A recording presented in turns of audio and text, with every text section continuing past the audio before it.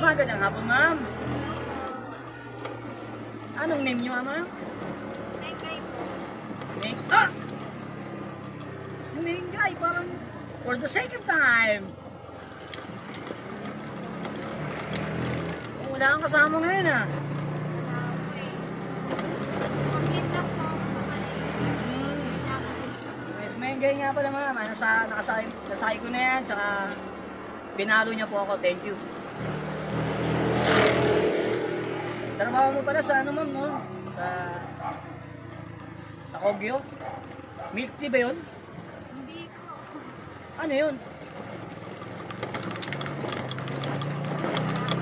Makabuhay ba yun? Ito yun. Kaya ka po ba yun? Yung tatlo kayo? Kailan po? Almost, ano na, higit 2 buwan o 1 buwan?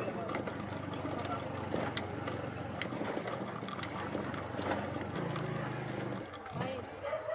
Ay, babay natin. Okay po. Thank you po. Okay.